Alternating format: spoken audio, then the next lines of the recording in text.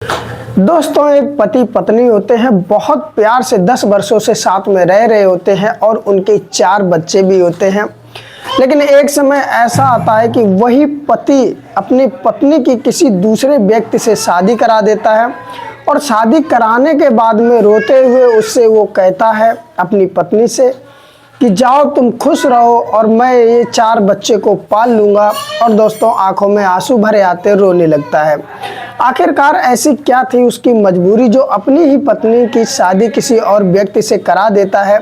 आखिरकार कौन ऐसा पति होगा जो अपनी पत्नी की शादी खुद के होते हुए दूसरे से करा देगा। आखिरकार क्या कहानी रही होगी पीछे की, तो जानते इस कहानी में।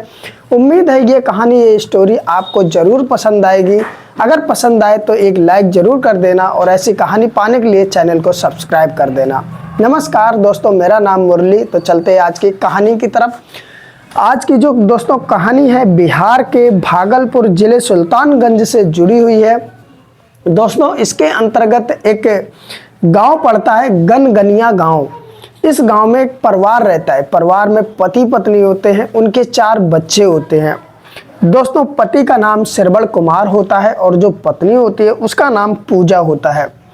दोस्तों, इन दोनों की शादी 2012 सन में हुई थी और दोस्तों ये दोनों प्यार से रहते थे। धीरे धीरे वक्त के साथ इनके 4 बच्चे भी हो जाते हैं।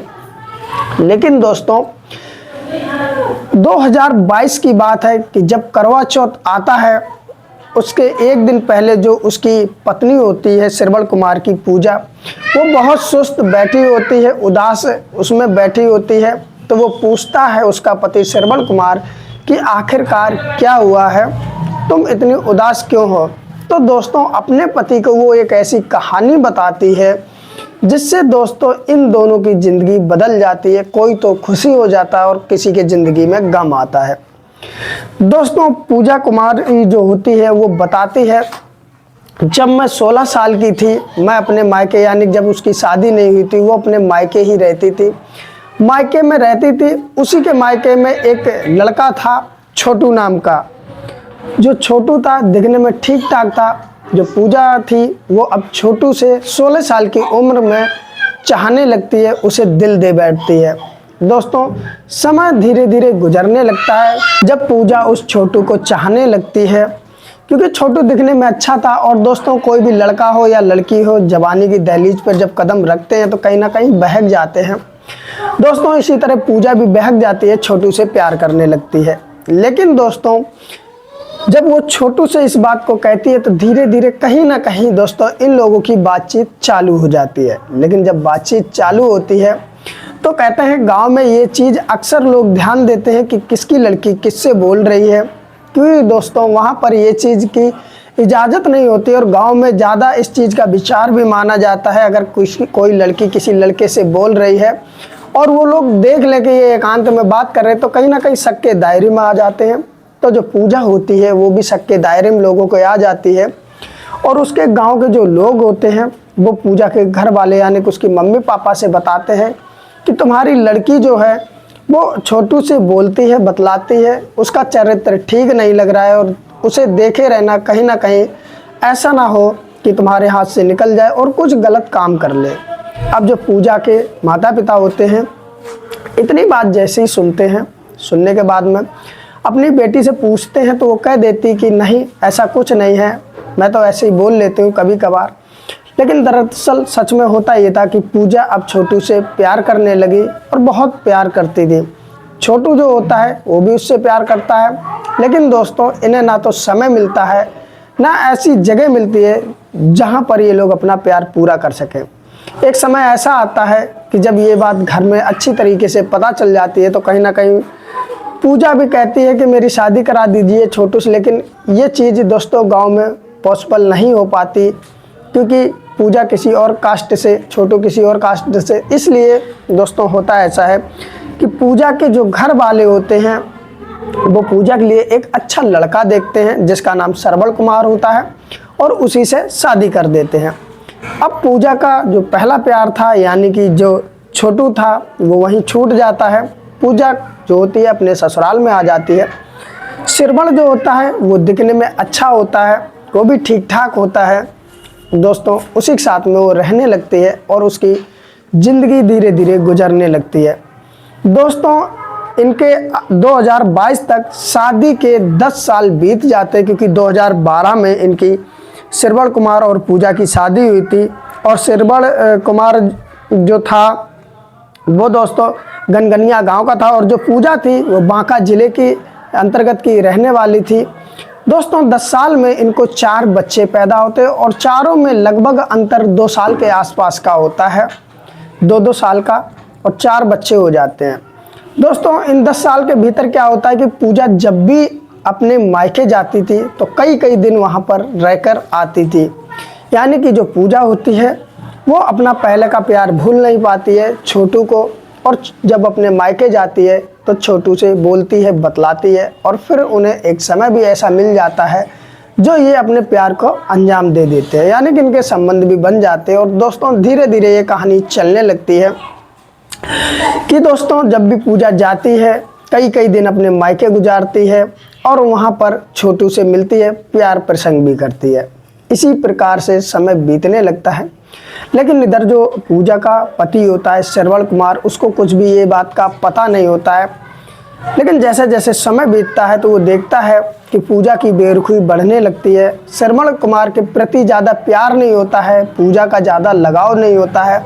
जिस तरह पति पत्नी मिलते हैं, आपस में दोस्तों मनोरंजन करते हैं, ज़िंदगी बिताते हैं प्यार भरी, उस तरह पूजा के अंदर कोई भी ऐसा इंटरेस्ट नहीं था जो श्रवण कुमार के लिए हो। अक्सर वो मायके जाने की बात करती और मायके में ही ज़्यादातर वो रहा करती।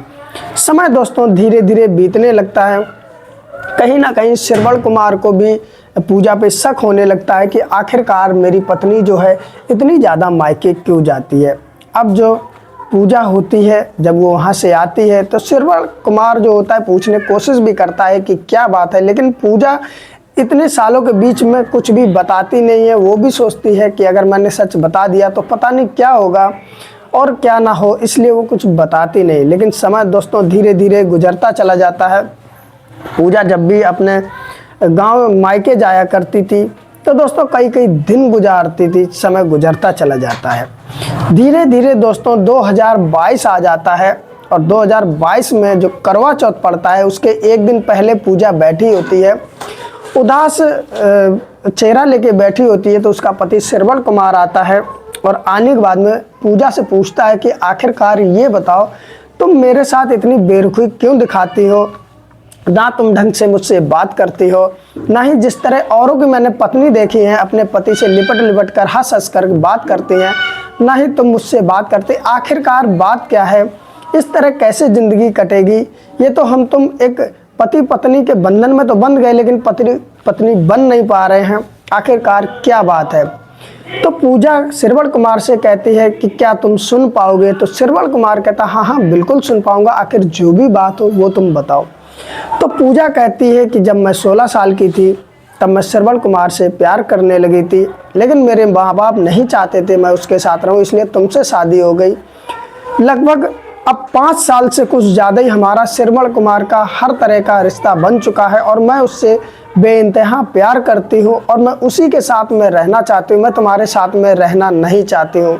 दोस्तों पूजा अपनी खुल करके बात अपने पति श्रवण कुमार को बता देती है। तो श्रवण कुमार के मन में बहुत ज़्यादा धक्का लगता है कि कौन ऐसा पति होगा जो चाहेगा कि उसकी पत्नी किसी और से प्यार करे। जब श्रवण कुमार को ये सब पता चल जाता है तो दोस्तों उसके बाद में श्रवण कुमार अगले ही दिन, यानी कि ये करवा चौथ जो 2022 का आया था उससे एक दिन पहले की बात थी, और करवा चौथ वाले ही दिन दोस्तों सुबह सुबह वो एक श्रवण कुमार पंचायत बिठाता है, पूजा के मायके वालों को भी बुलाता है और जो उसका प्रेमी छोटू होता है उसे भी बुलाता है। और बुलाने के बाद में दोस्तों पंचायत में सारी बातें वो रखता है और कहता है जब मेरी पत्नी मुझे चाहती ही नहीं है, मुझे प्यार ही नहीं करती है, तो ऐसा झूठा दिखावे का रिश्ता रखकर फ़ायदा भी क्या है। दरअसल मेरी पत्नी जिससे प्यार करती है यानी कि छोटू से, इसकी शादी उसी से करवा दी जाए और मैं अपनी मर्ज़ी से ये शादी करवाना चाहता हूँ, क्योंकि मेरे साथ ये रहेगी, ना ही मुझसे बोलेगी ना ही कुछ, इससे फ़ायदा ही क्या है। कम से कम जिससे ये प्यार करती है उसके ही साथ रह ले, इसकी ज़िंदगी तो खुशी से कटेगी। दोस्तों फिर पंचायत भी सबकी बातें सुनती है। पूजा से जब पूछा जाता है तो वो भी कहती है हाँ मैं छोटू के साथ में रहना चाहती हूँ। उसके बाद में बाकायदा लिखा पढ़ी स्टंप पेपर पे होती है और होने के बाद में दोस्तों श्रवण कुमार अपनी पत्नी की शादी उस छोटू से करा देता है और कराने के बाद में अपनी पत्नी का हाथ छोटू के हाथ में दे देता है।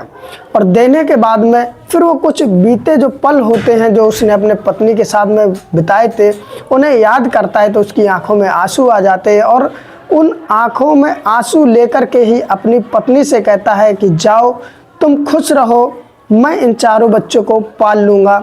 और दोस्तों कह करके दोस्तों फूट फूट कर रोने लगता है।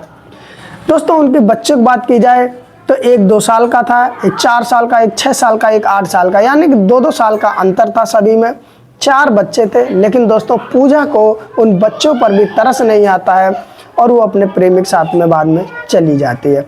और इधर जो ये श्रवण कुमार होता है ये दोस्तों रोता रहता और रोने के बाद में ये भी अपने घर चला जाता है।